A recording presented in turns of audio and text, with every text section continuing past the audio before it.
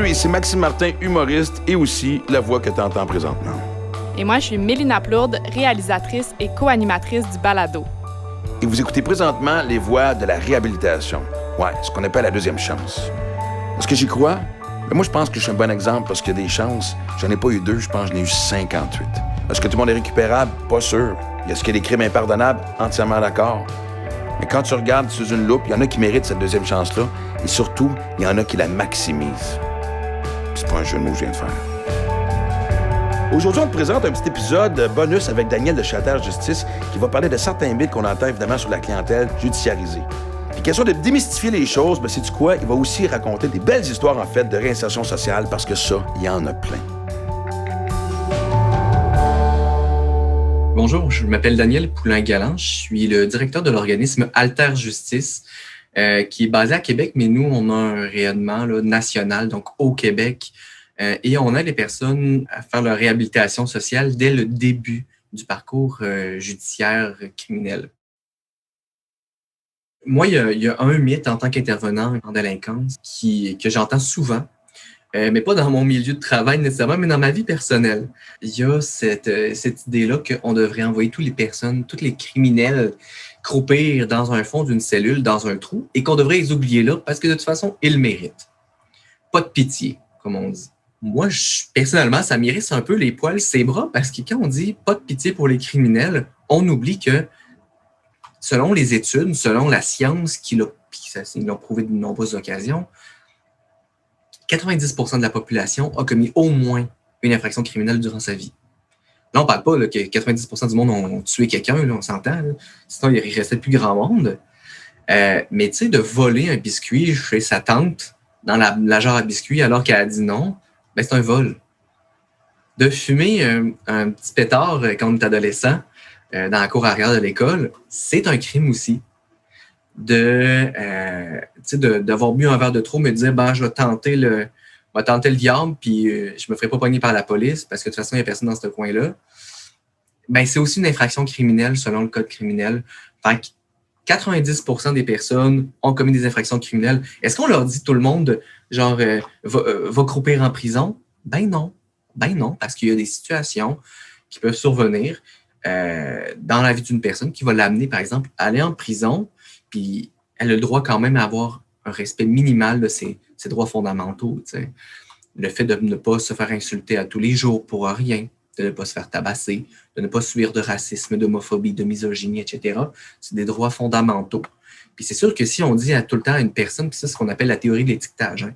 Si on dit à tout le monde, à une personne, tout le temps, toi, t'es un criminel, ben là, l'étiquette, elle devient de plus en plus forte puis de plus en plus grosse. Puis à un moment donné, on ne vit que cette étiquette-là. Dans le rapprochement, par exemple, d'une personne qu'on dit qu'elle n'est pas bonne, qu'elle ne sera jamais capable. Tu sais, un enfant qui se fait dire par ses parents, de toute façon, tu seras capable de rien, tu ne seras jamais capable de rien faire, t'es mauvais, t'es poche, etc.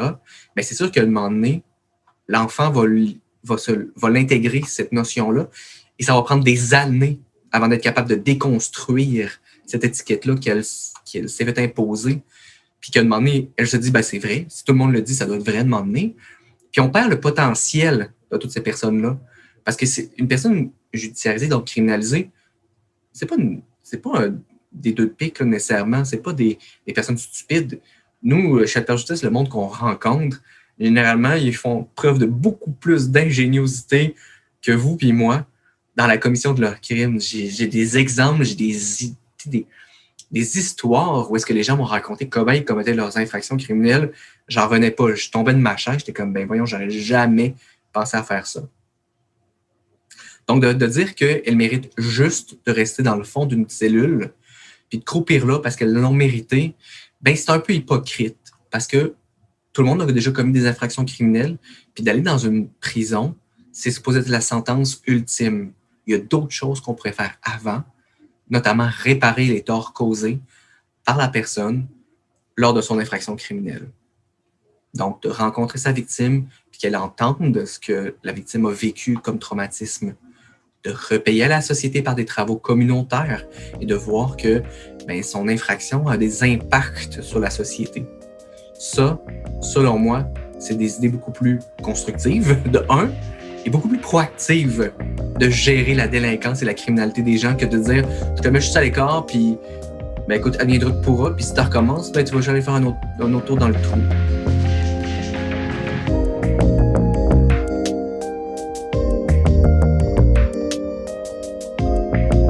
Lorsque j'étais intervenant chez Alter Justice avant de prendre le poste de direction, j'ai rencontré beaucoup d'histoires, beaucoup de personnes qui avaient des histoires.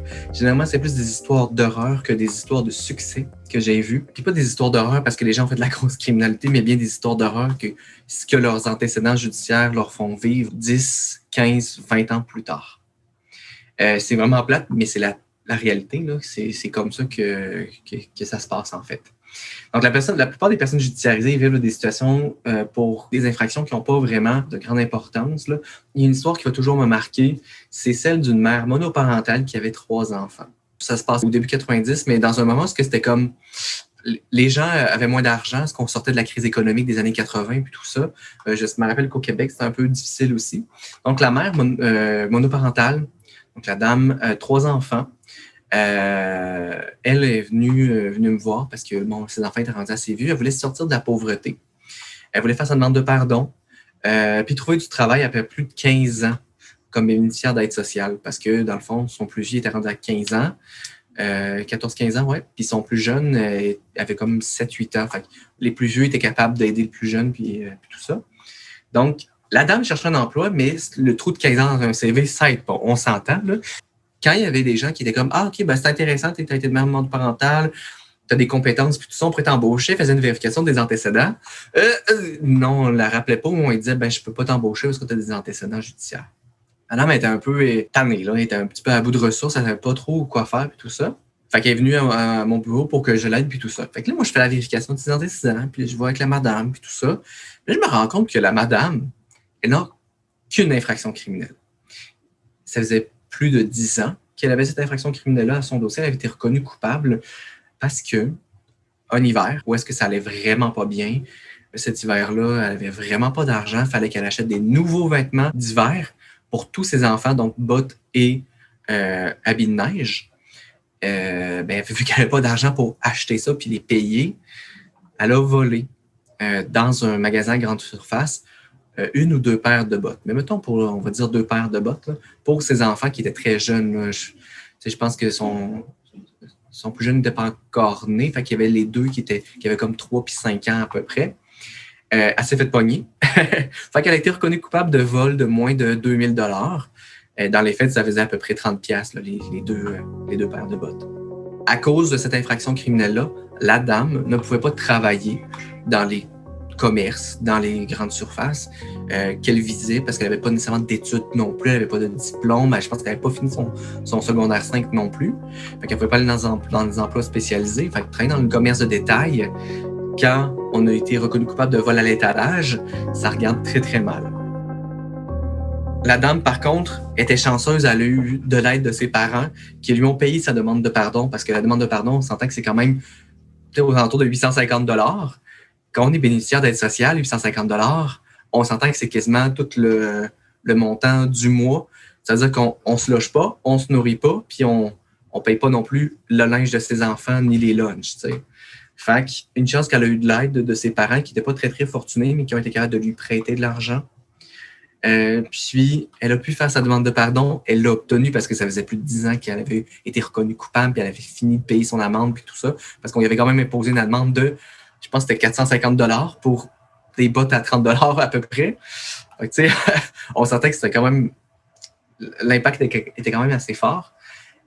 Donc, la dame fait sa demande de pardon, l'obtient, me revient comme à peu près 6 mois plus tard en me disant, tu sais, j'ai trouvé une job, merci beaucoup, je travaille dans tel commerce, ça va super bien, puis je m'entends super bien avec l'équipe, puis tout ça, puis la superviseure, sa grande boss, elle voulait peut-être la faire monter superviseur dans les prochains mois parce qu'il y a eu du roulement, puis qu'elle a trouvé qu'elle travaille super bien. Fait que pour moi, ça, cette histoire-là, c'est une histoire que je garde dans ma poche les jours où ça va moins bien, puis je me dis, il me semble que je suis pas tellement bon intervenant, puis je me rappelle de ça, puis je fais comme, c'est vrai, je l'ai quand même aidé cette madame-là, puis ça a été vraiment une belle histoire. Puis c'est une dame qui avait pas grand-chose, puis qui a été capable de s'en sortir. C'est sûr qu'elle est pas riche non plus aujourd'hui, mais au moins elle a une chance dans la société d'aller plus loin. Puis après ça, sky's the limit pour elle. Si elle va aller faire des études, si elle veut aller plus loin, là, son casier judiciaire, c'est plus un boulet qui va l'empêcher.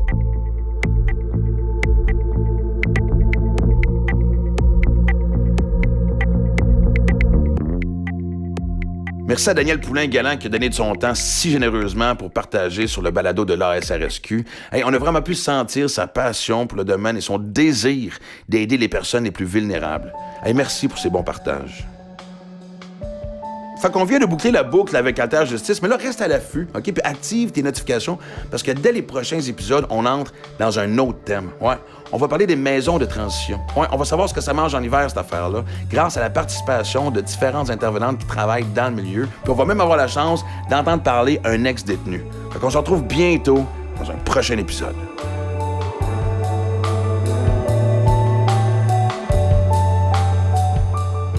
Si t'as aimé l'épisode d'aujourd'hui, oublie pas de le partager sur tes réseaux sociaux. Tu peux aussi aller suivre la page de l'association sur Facebook et sur LinkedIn. Aussi, afin de nous aider à faire connaître l'ASRSQ, le balado pour sa mission, merci de nous laisser un avis de 5 étoiles et ou un commentaire positif sur la plateforme sur laquelle tu écoutes les épisodes. Ça nous permet de gagner en visibilité, parce que le balado-diffusion, c'est aussi une initiative communautaire qu'on a besoin de toi pour nous faire connaître. Et finalement, oublie pas de t'abonner au podcast sur ta plateforme d'écoute afin de ne pas manquer les prochains épisodes. Le balado-diffusion Les Voix de la réhabilitation est produit par l'Association des services de réhabilitation sociale du Québec. Réalisé et animé par Mélina Plourde. Montage des épisodes ainsi que la musique par Joseph Perrault. Et finalement, la narration est faite par moi-même, Maxime Martin, humoriste.